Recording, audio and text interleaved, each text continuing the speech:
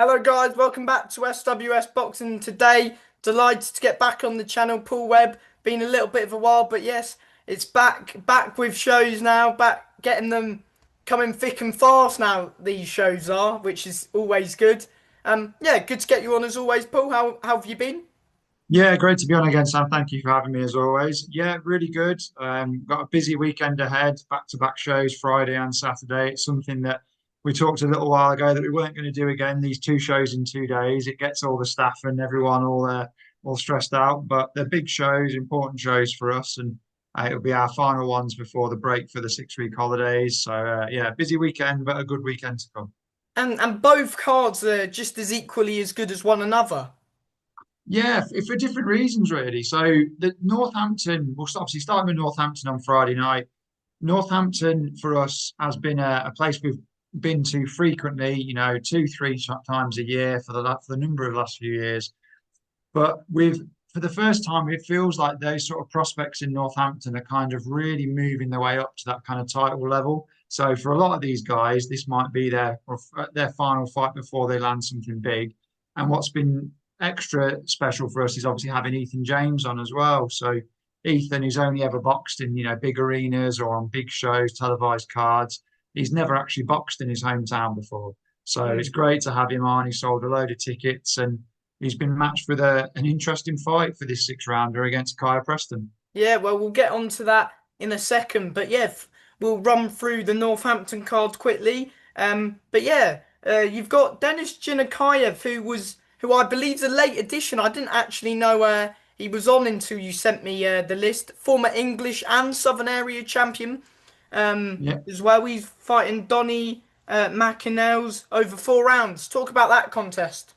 well, that's a classic Errol Johnson special, that one, as I'll call it. So where you've got these guys, obviously he's got great relationships with so many managers and promoters in the UK, and he was asked to put him on again, late notice for Dennis, but it's good to have him on again. I've never seen Donny McInnes before. He's had just the He's 10 from fights. Scotland. Yeah, boxing out of Scotland. Again, experience. He's going up against someone who's, like you say, he's won those belts and he's boxed at that sort of level. I think this is going to be a fight just basically to get Dennis some rounds, really, get a win, and then move on to something bigger, I'm sure, that'll be coming next for him. So, but this is what happens with our sort of shows. We do get these little collaborations sometimes, and Which is always it's some, good. yeah, something we're always open to. And as I say, there's it's working together, particularly at this level. It's important. It's something that we've done consistently and we'll be doing with Dennis. Yeah, exactly that. Second fight, another 4 round contest between Clinton Baptiste, who he's 2 or 3-0, I believe.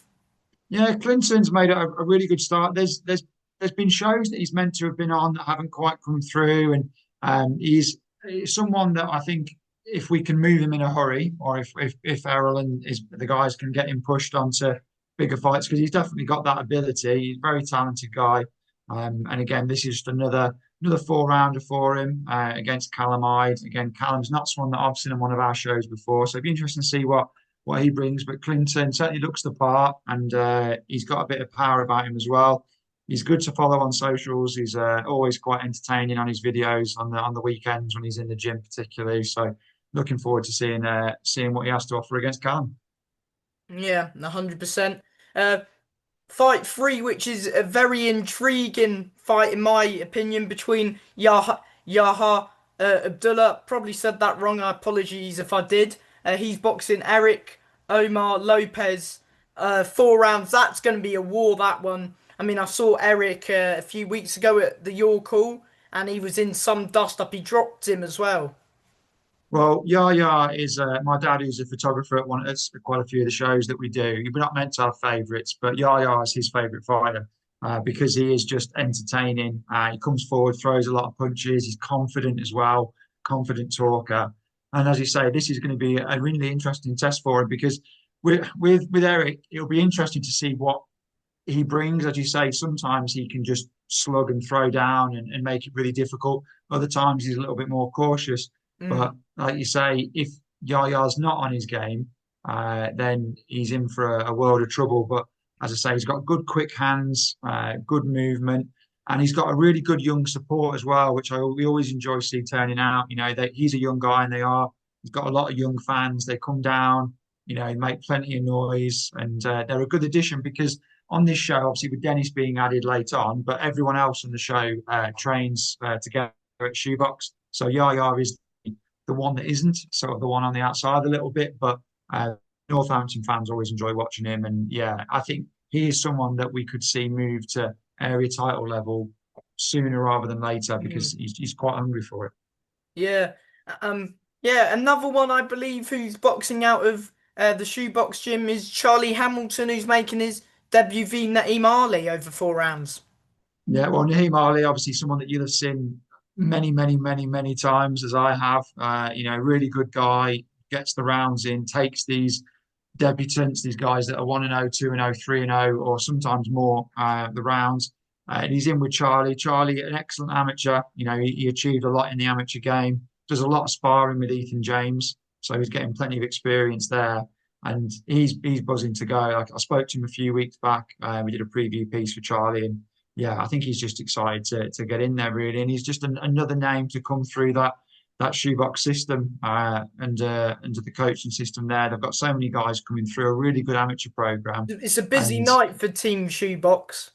it is, yeah. The guys will be kept. But it's always the way there with these shows. As I say, they'll get the break with Yaya's fight, but yeah, besides that, they'll be wrapping hands and warming up at lightning speed as they do. But James will take care of all that, no problem, and the rest of the team. So it's a big night for them. Like I said, they really are Northampton boxing, or they've been a huge part of Northampton boxing for a number of years, and with the likes of Ben on the show on Saturday, and then Kieran Conway obviously doing so well.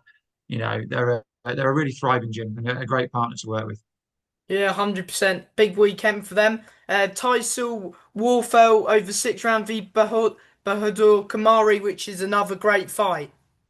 Yeah, I really want Tysell to box boring. I want him to go out, jab, throw single right hands, and win 60-54. That's what I'd like him to do. In reality, that's just not how he does it. He loves a scrap and he gets, he's got always got an entertaining ring walk. Again, it brings a load of fans and he's a very, very exciting fighter to watch. He definitely calmed down in his second fight from his first, and he looked, a lot, handled the occasion better. But like I said, it's not a bad thing. He loves a scrap and he's great for the fans to watch. I hope he takes it sensibly against Karami, who again, plenty of experience, but doesn't often pick up too many wins. So it should be a good night for Tysell, but looking forward to seeing him back out again. Yeah. Another one that I'm looking forward to seeing as well is Nico Michael v Stefan Jackson, 6 rounds. Is this sort of Nico's last fight before sort of maybe looking at a potential Midlands title fight?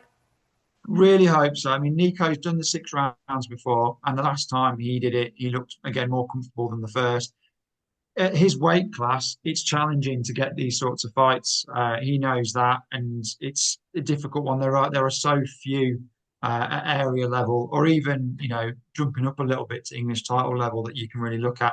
So often, it's international opponents, it's Central Americans, South Americans, and there's challenges in terms of getting those guys over as well. So, but he's definitely deserving of that position. He's headline shows before. He'd probably be headlining this one if Ethan wasn't on it as well. And so He I'd does love to see loads of him get that. tickets, doesn't he? Yeah, he is, and I'd love to see him get that next. I think he's definitely earned that spot. There was rumours of potential fights with lots of Sean Bruce and people like that, but we'll see. As I say, he's not had a huge number of fights really, but again in that weight division, you tend not to. The opportunities do tend to come a little bit sooner based on the lack of availability of opponents really. But again, another important 6 rounds for him on Saturday, and hopefully that the big fight will come next for him on Friday, should I say? Yeah, and talk about which I believe is your main event, Ethan James and Kaya Preston, sorry, who's Yeah, 1-0 as well. So a very crossroads fight in my opinion, one that I yeah, wasn't really, sort of expecting. yeah, really. Not, it was not the opponent I was expecting for Ethan as well. So Kaya, who was an amateur, obviously very well known to ourselves, to our gym, and he has had made his debut on the Brandon Bethel Nico Obedi card, where he won. I think Kaya wants a challenge. He doesn't want to mess around. I think whether this is a sign of things to come that he's going to want to take these difficult fights on the road. I think if he goes the distance with Ethan James, if he manages to win or if he nicks a couple of rounds, I think that will do him wonders because promoters and managers will want him on their shows. And like you said, he's a real hard-working guy. He's a nice kid, and as I say, Ethan wanted a proper fight. He wanted someone who wanted to win. And there's so many your typical journeyman type opponents that they could have probably put him in with. And, he'd have gone the 6 rounds and it would have been fine. But this way round, you get someone who's unbeaten, 1-0, going in there with nothing to lose. So Ethan's got to be on his game and he's got to be careful. He's a quality fighter. He's shown his class in fights like against Jermaine Osborne Edwards and others. But it's going James to be a Moorcroft as well. yeah, absolutely. You And know, I he's mean, only lost to Owen. Sorry to interrupt. He's only lost yeah, to Owen Cooper and Konstantin Ursu, who's a monster as well. But yeah, he's been yeah, in he some got good fights. Picked up a few European titles. Ethan. Yeah, he got caught with a big shot against Constantine, and I think there's quite a few other boxers that will face that same problem. And he was doing well before that.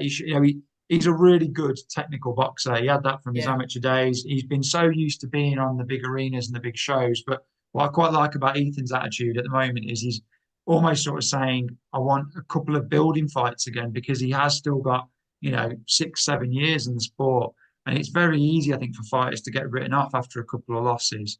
And he definitely doesn't deserve that. He's got so much yeah. ability. And this time he gets to have this one, maybe another fight on Is a he still similar with sort of level. Warren? So he's still got the option to go on those shows. So that's where I'm sure we'll see him back again.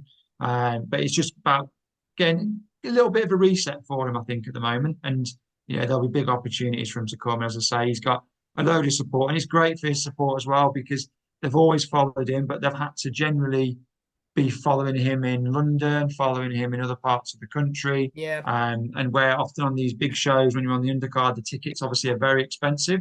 yeah. And this way they can see him up close and personal back in Northampton. And he So gets a little homecoming as well, which is good. yeah, which he's not been able to have before. So it's really nice for him. And as I say, it's important rounds, and it's like a fight you fully expect him to come through on paper, but one that isn't guaranteed. And that's what I quite like about this card. There's a couple of potential banana skins on there really if the Yeah. guys aren't on the game. And yeah, tell the people what time that show's roughly starting, and is there a stream for that one?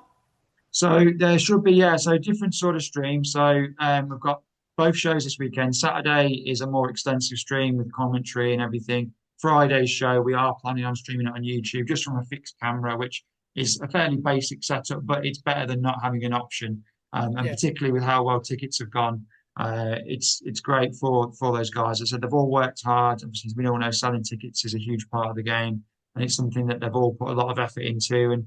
And they deserve that credit and they deserve that support they're going to get. So yeah, there are still a handful of standard tickets available. As I say, VIPs I believe are all sold out. But yeah, if you are coming down to the Mercure Hotel, then we'd love to have you down there. And sort of first bell 7 p.m. on a Friday night. Yeah, that's a good one. And what time is what ring though? So the first fight will ring walk about roughly 7 then for Yeah, Friday. roughly 7 as always. As soon as the doctors and everyone's in place and we're good to go, so you're looking roughly about 7 o'clock. Good, good. And yeah, and then we move to Stoke. You haven't had a show in Stoke for a little while, so good to go back to Stoke. 5 years since we were last there. 5 years, and it was the last show actually in the UK before the COVID lockdown. So we had the show I think on the Saturday, and then we went into the full lockdown on the Monday. Yeah, And I can remember it all being quite strange. Nobody was shaking hands. Everyone was being a bit. They didn't know whether to be distanced or not.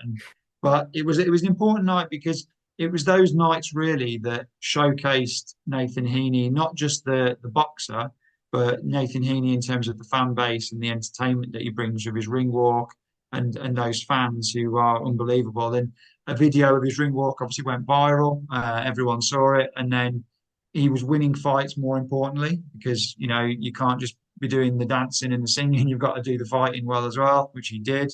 And then he's been able to go on and have you know a brilliant career the last 3 4 years. So It's great to be back in Stoke, back at the King's Hall.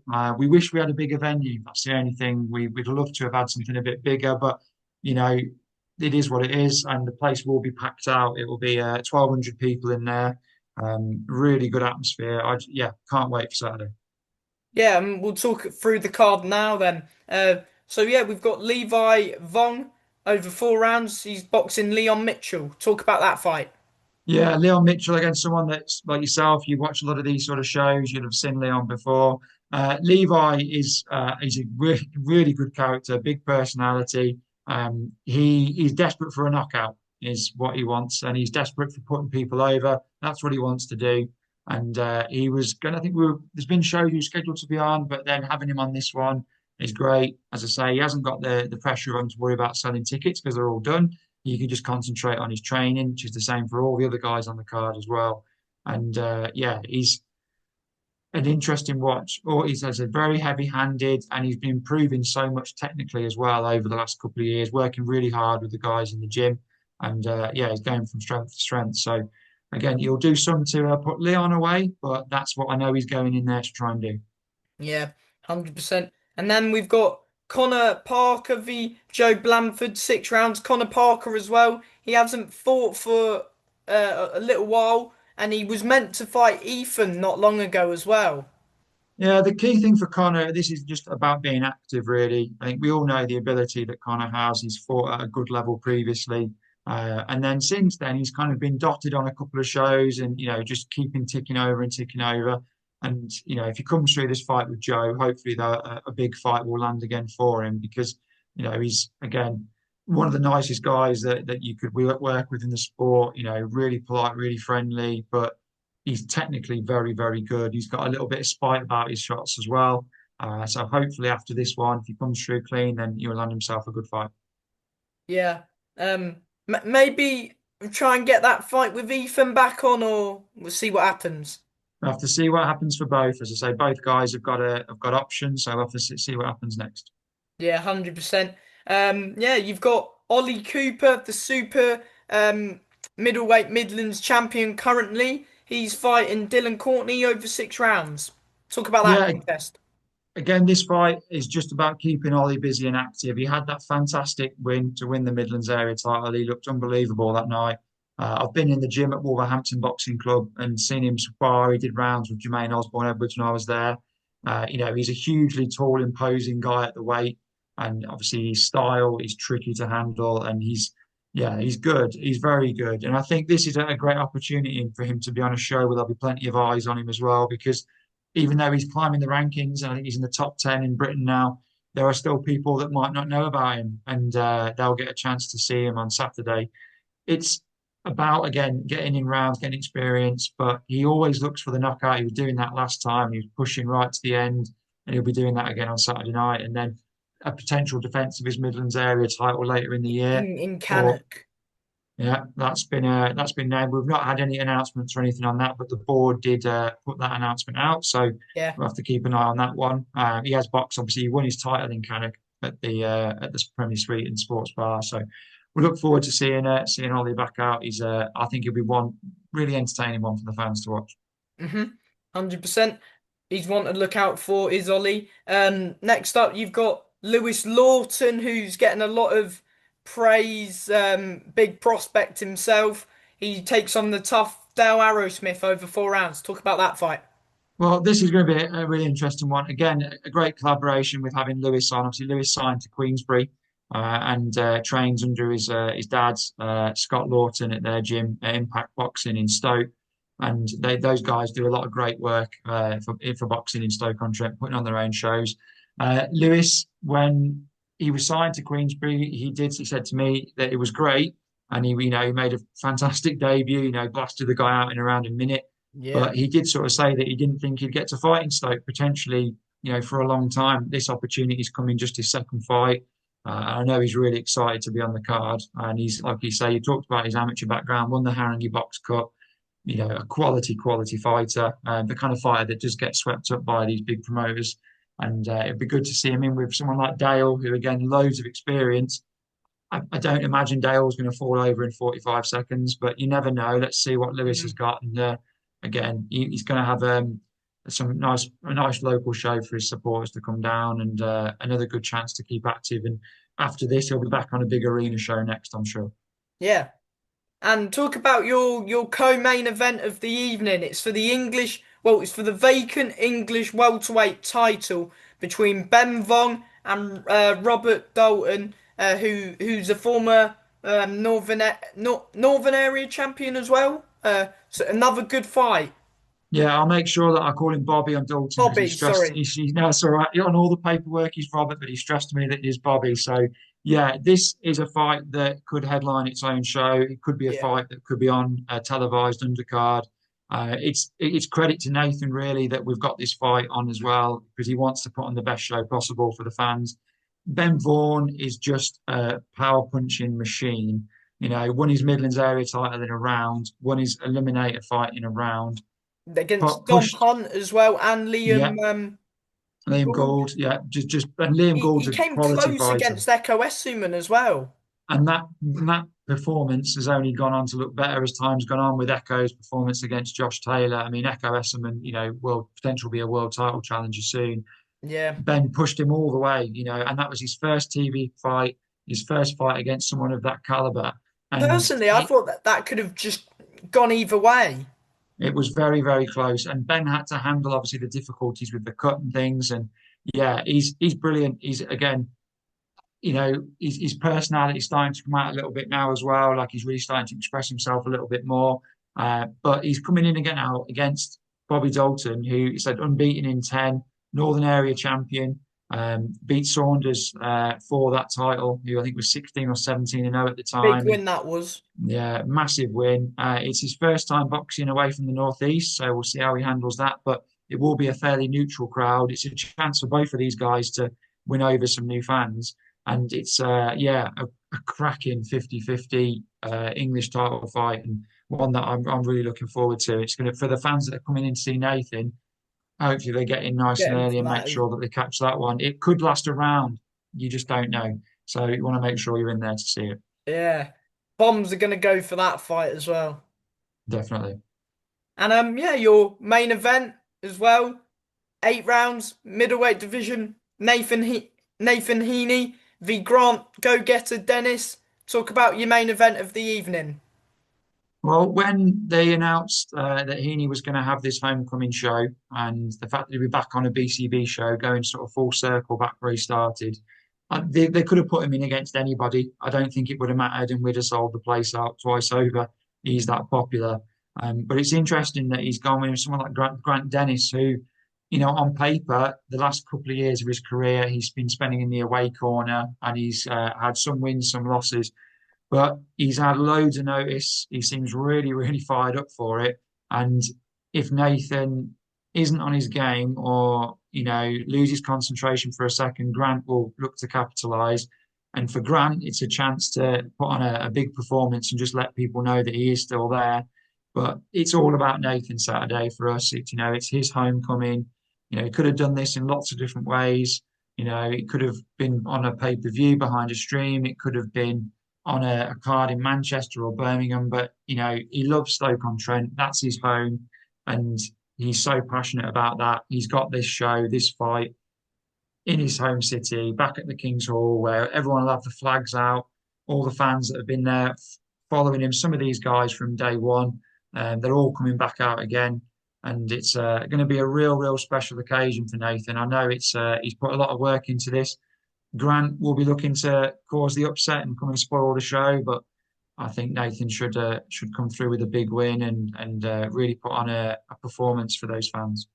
Yeah, it'll be an interesting one, 100% it will. And yeah, what time does that show start? So that is first bell 7 p.m. So first bell 7 p.m. We're going to go live on the stream. I think 6:30 or 6:45. So the link for the stream will be out very soon. So Kane Baker will be co-coms on that alongside Dan Hewitt, and myself will be popping in for the post-fight interview. So Kane's a brilliant talker, knows his Yeah. boxing, so it's going to be great to have him on. And Dan as well, obviously commentating internationally now over in shows in America, and also one of Nathan's oldest friends. So there's that angle to it as well. So really looking forward to that show Saturday, and it's going to be a perfect way to close out our season. Yeah. So from me, as always, Paul, a big thank you for your time and all the best with two top shows on the weekend. Thank you for your time. No worries, Sam. Thanks for having me as always. Thank you, mate. Bye.